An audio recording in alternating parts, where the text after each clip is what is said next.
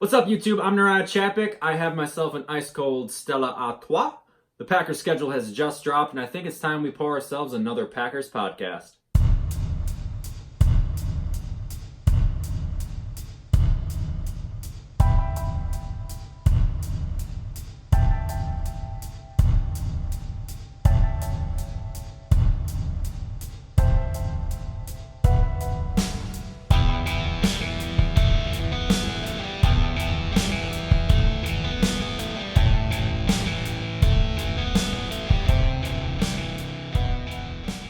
So the 2019 NFL schedule has just dropped.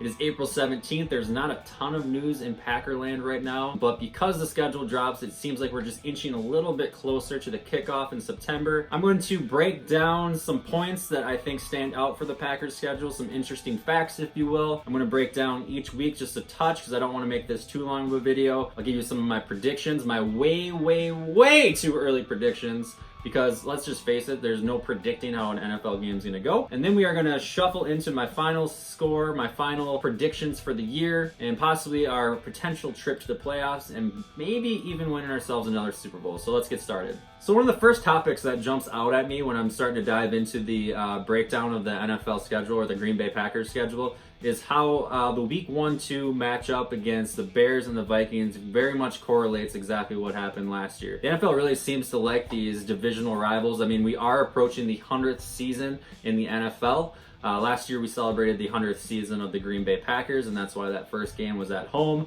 With this one, we're kicking off the 100th season, and they really want to see the Green Bay Packers face off against the Bears. It is on Thursday Night Football this time. Typically that slot is reserved traditionally for the Super Bowl champions to play, hoist their banners, celebrate the upcoming season. And unfortunately for you, New England, you're going to have to wait until Sunday night to get your chance to show off the world how great you're going to be, because the Packers and Bears are going to be kicking off that Week 1 matchup. Another thing that stood out to me diving into the schedule a little bit is the inclusion of 5 primetime games. Now, Packers have come off of losing seasons the last 2 years. They have 2 Thursday night games, 2 Monday night games, and only 1 lone Sunday night game in Week 8 against the Kansas City Chiefs. Now, traditionally, these Monday night football games used to be the star-studded highlight reels back in the late 90s, the early 2000s, where you'd have your primetime teams, and now that did turn to the Sunday night football games in this current time frame that we live in. So it's surprising that these Thursday night games are the highlights, the Monday night games are the highlights, and the Packers only have that one Sunday night game moving forward throughout the season. The second thing that really stands out to me is that the Packers need to start really strong at the beginning of the season, and they need to finish really strong because those are your division games. But we don't have that mid-stretch like we had last year. Last year we had to face the Rams, at the Patriots, at the Seahawks, at the Vikings. We had that middle of the season stretch that absolutely destroyed the entire season. And this year I don't actually see it shaking out quite that way. One thing that really stood out to me when looking at the schedule as well is that there's really not a point in the season where they face more than 2 opponents in a row that I think are going to give them a challenge. I'll dive into that a little bit more as I break down game to game, but the nice thing is we don't have that middle of the season stretch that's going to absolutely kill us this year. We just need to start strong. I think if we can get a couple victories early on in the season, build some momentum leading into the rest of the season, and then hopefully figure out who we are as a team, figure our identity, and then go into the last stretch, we can set ourselves up really well for a playoff berth. My third and final point looking at the schedule is that late bye week. So traditionally, the Packers have usually had a 7, a Week 8, a Week 9 bye week. The only exception to that rule was back in 2016. They had a Week 4 bye week. It was very on in the year. I remember that they talked all over the news about how are you going to overcome having an early bye week and then having to go through the rest of the season. And if we recall back to 2016, that was the run the table year. So things were not going very well having that early bye week. We had a lot of injuries and we didn't have that break in the schedule to get some of those injuries back. But going into this year, our bye week lands on Week 11, which I think is kind of unique. Before that Week 11 matchup, the tough teams that the Packers need to play are the Bears, the Vikings, the Cowboys, the Chiefs, and the Chargers. So we have 5 games that I count going into that first bye week that are kind of 50-50 battles, if you will. So after that bye week, we can kind of set ourselves up. Hopefully we get a little bit refreshed. If we do have injuries, they do get to come back and get healthy, and then we make that final playoff push, which we finish off against division rivals at the end, and that could really support their favor and support the team health going into the NFL season. So the first place to start is going to be week 1 against the Chicago Bears. This is a Thursday night matchup. Primetime football. Traditionally, this slot was reserved for the Super Bowl champions to play their first game. They usually drop the banner. I personally was at the 2014 game out in Seattle when Green Bay went to Seattle and they were dropping their banner. The fans are usually crazy, but this season they're kicking off the oldest rivalry in the NFL with the Green Bay Packers and Chicago Bears. I really love this matchup. I mean, there's no better way to start the NFL season. I was at last year's game. We can all remember that. Packers are down 20-0 at halftime. Aaron Rodgers goes out of the game with what we thought was a broken leg. I was pretty much in tears at halftime, wondering if the season was even going to be a season. We were coming off the previous year where Rodgers was out, and we just knew we didn't have any chance at winning. Lo and behold, he comes out at halftime, walks a little gingerly, starts sprinting. He starts throwing some passes. He throws a dime over to Geronimo Allison for a 7-yard touchdown. He throws a touchdown to Devontae Adams 10 yards out. Randall Cobb has that amazing catch and run. Before we know it, it's a tie game. We're winning the game.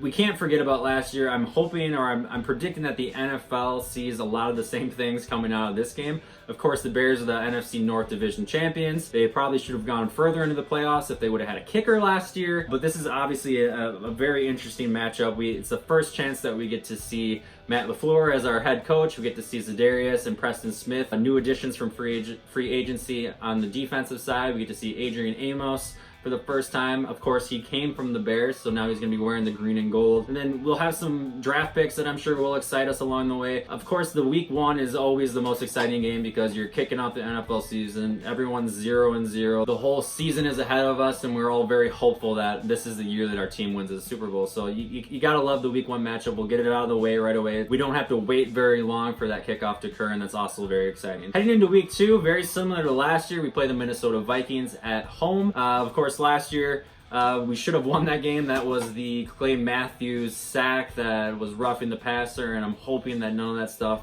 rears its ugly head again heading into this year. The Packers should have won the game in my opinion, but of course it ended in a 29-29 tie. Again, I hope that is not the case because it's always hard kind of calculating what the playoff scenarios are if there's a tie in there, and I was pretty much going down right to week 12, week 13. Okay, if we win this game, it's pretty much that Arizona Cardinals game where McCarthy got fired, where I was like, okay, with it, I'm done kind of calculating how we're going to make the playoffs. Week 3, we faced the Denver Broncos at home. Not a whole lot to say about the Denver Broncos. I do think this will be a relatively easy win for the Green Bay Packers. They have Joe Flacco at quarterback. I'm pretty sure they're going to draft some sort of a quarterback in the NFL draft next week. Really, the only player that I fear on the Denver Broncos, of course, is Von Miller, but for the most part, I see the Packers having all the capabilities to win this game at home. We really need to have a better home record in this year than we had last year, and I think they'll be just fine in week 3 against the Denver Broncos. Week 4 gets a little bit interesting with a Thursday night matchup against the Philadelphia Eagles. So this is another home game that we have. So we're at week 4. We've had 3 home games. I really like that our 2 Thursday night matchups are getting pushed off to the side or out of the way very early on in the season. I especially like that with our second Thursday night game, we come off of a short week, but we don't have to travel.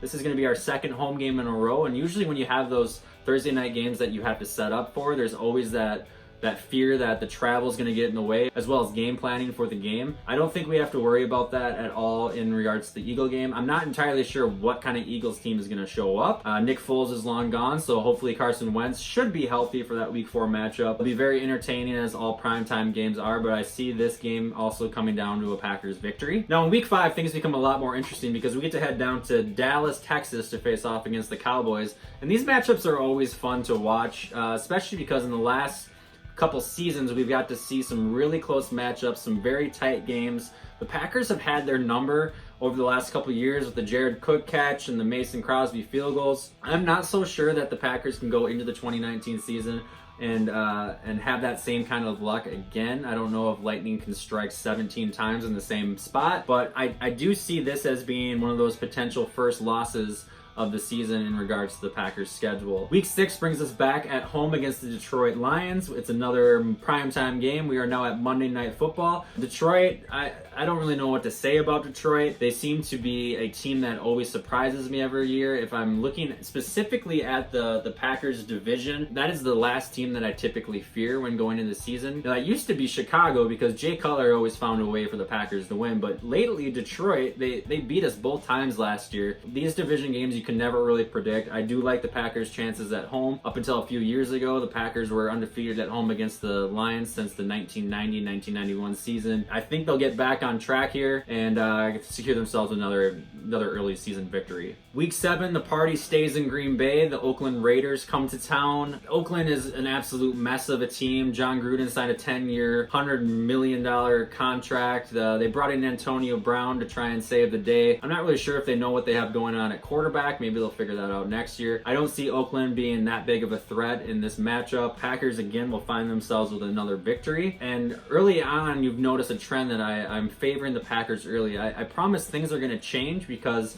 as we approach Week 8, we find ourselves heading to Kansas City on Sunday Night Football against the Chiefs, and I think this is where the Packers are going to face the toughest stretch of the season. So Week 8, you face off against the Chiefs. You have Patrick Mahomes, Aaron Rodgers, Sunday Night Football. If there's any game that I'm looking more forward to, or I should say there isn't any game that I'm looking more forward to than the matchup on Sunday night against Kansas City. You have an absolute stud in Patrick Mahomes who has proven that he can make those crazy jaw-dropping throws, very similar to Aaron Rodgers, who was the king of that just a few years back. And now we get to see the young pup and the wily old veteran, if you will, face off head-to-head Sunday Night Football. Who knows what's going to happen in this game? It could very well be a Packers victory. If I'm going to start to pick and choose my losses throughout the year, I'm going to pick this one in particular. Kansas City is just a super loud stadium. Arrowhead is registered as one of the loudest stadiums in the NFL.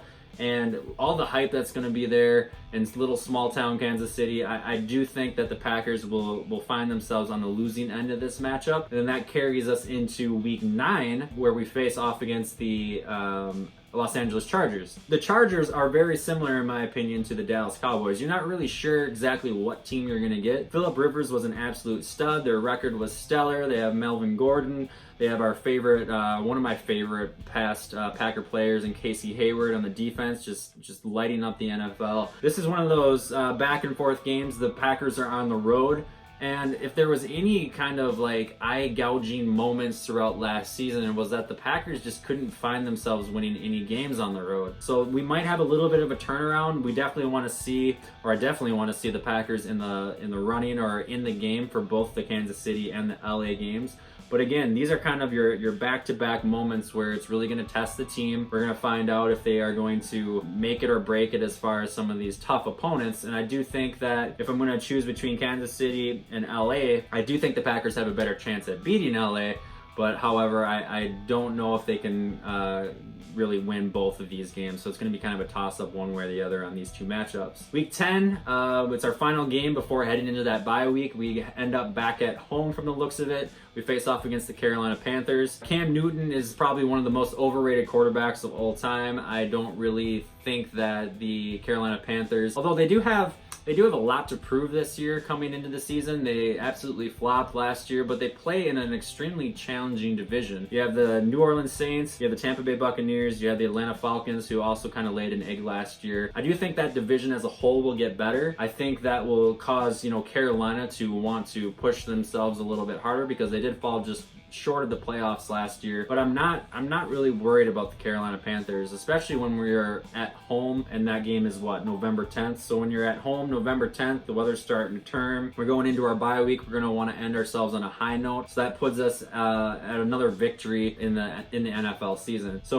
if we're counting the schedule, I kind of figure we have 1, 2, 3, 4, 5, 6, 7. At this point, after week 10, we should be somewhere around that 8-2, 7-3 record. record. We head into that bye week, and it's a great opportunity, like I stated before, that if the Packers have some injured players, can get them healthy. And then after the bye week, we get to prepare ourselves to head out to San Francisco to face off against 49ers. Give myself a drink break here because I'm getting a little bit parched. Obviously, the Week 12 matchup against the Green Bay Packers and the 49ers is intriguing for the sole fact that Matt LaFleur and Kyle Shanahan used to be coaching buddies back in the day. They came from the same coaching tree. So I anticipate that there will be a lot of hype built up around that one. I'm not really sure what I think of this game. The San Francisco 49ers should be a much more improved team than they were last year. Obviously, with Jimmy Garoppolo going out last year, they weren't the best team and they weren't lighting up the NFL. So this is one of those afternoon games.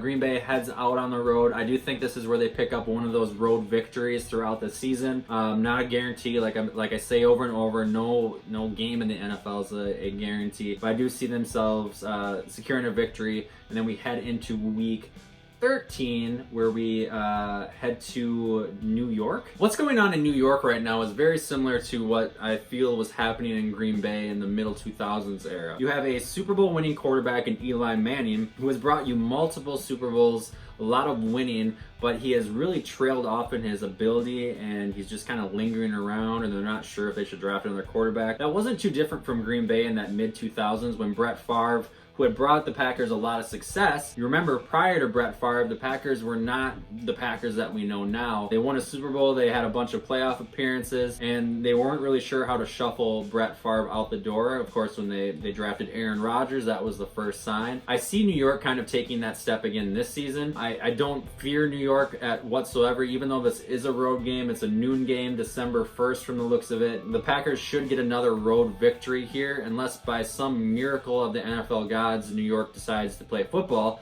I don't see this being an issue with the schedule or with there being a potential loss. Week 14, we start going into the last quarter of the season. We are back at home from the looks of it against the Washington Redskins. The Washington Redskins completely surprised me last year when they beat us. We went there on the road. Adrian Peterson absolutely lit us up all over the place. I'm not sure if he's going to be their guy at running back again this season, but he had over 120 yards rushing, absolutely embarrassed us. And that was last year. That was the game where I started to see little cracks in the Green Bay Packers and start to see where things were going to go wrong.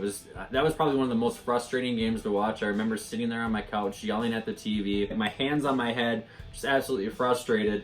This time we are at home. It is just a regular noon game in the middle of December. They don't put this on primetime for a reason. Packers should start to really take advantage of this game, because after the Week 14 game, we head into that final 3-game stretch where we face off against our division opponents, and that is going to be one of two things, and that's why I really like that the NFL scheduled these last 3 games. So Week 15, Chicago. Week 16, the Vikings. Week 17, the Lions. So you're at home, road. These are always fun because a couple of reasons. So these are revenge games at this point in the season. So depending on who won the battle early on in the year, the other team is going to want revenge. So if the Packers beat the Bears, the Chicago Bears want revenge, vice versa. The Week 15 matchup, we are at home against the Chicago Bears. December in Lambeau Field, we got to get back to our winning ways. In Week 16, we face off against the Vikings on the road. I can never predict how these games at the Minneapolis stadiums. Now I say that because it was the Metrodome. Now we got to call it US Bank Stadium. The Week 16 matchup in particular is a Monday Night Football game. It is 2 days before Christmas. That should be a really fun game to watch on TV, or if my wife is watching, feel free to get some Christmas tickets for your loving husband, because that would be a great game to go to. But nonetheless, I can't really predict the last 3 games of how the seasons are going to go. After that road game on Monday Night Football against the Vikings, we then go to a noon game against the Lions. There have been some of those crazy end of season matchup against the Lions where the Packers need a victory to secure a playoff spot or an NFC North championship, but it's really anybody's guess on how this is going to go. It's obviously crucial heading into those last 3 weeks that the Packers get some victories, especially if they are a playoff team. Momentum is everything. But also, I mean, if they are a 12-win team or a 13-win team, I mean, we all can hope, right, that they could possibly be resting players and not even trying to get ready for, or not even trying to risk any more injuries heading into the playoffs. We don't know how Matt LaFleur is going to handle the whole coaching and personnel side of sitting players, but as we kind of wrap up the season, that's kind of the main things that I look at. So I'm taking one final look at the Packers schedule, and if I'm going to give you just a 1,000-foot opinion on what I think, I don't see a very difficult schedule for the Packers. Now, yes, those division games are always 50-50, but I think every single team out there has to deal with those division games because you're not sure who's going to win. Really, I see themselves being at least an 11-5, 12-4 team. And one thing that really stands out to me is I don't see any back-to-back losses anywhere in the season. They have 2 games in a row where they play challenging opponents, they have an easy team. 2 games in a row, they have an easy team. 2 games in a row. There's not really that risk, unless they completely just can't get anything together as a team, of them losing multiple games in a row, 3 games in a row, and finding themselves in a skid at any point in the season, which, as a Packer fan, and as someone that truly enjoys making jello shots and having a good time while they are winning, that makes me happy, because then I don't have to worry about my wife trying to talk to me when I don't want to talk to them. It's a whole complicated process. So that wraps up my 2019 Packers schedule breakdown. If I have to say a record, my way too early prediction on how the season going, I do see the Packers being as a 11-5, 12-4 team. That obviously sets them up for potential first round bye, but they for sure should make the playoffs this year. If I have to rank these games in an order of the ones that I'm looking most forward to, my number 1 favorite game is going to be against the Kansas City Chiefs in week 8 on the road. My second favorite game is going to be week 1 against the Chicago Bears, because the season's starting and everyone's going to be jacked up. And my third favorite game in the season is going to be that Monday Night Football game against the Vikings. As always, I appreciate you watching the video. For those of you that I know personally, I appreciate the support. I appreciate you asking me questions and talking about it. I truly do enjoy this. I look forward to where this can go. Leave your comments down below in the video. Let me know what you think the Packers schedule is going to be. If you see them as an 11-5 team, a 12-4 team, an 8-8 team, I don't really care. Start a conversation. Let me know what games you think that they are for sure going to win, for sure going to lose.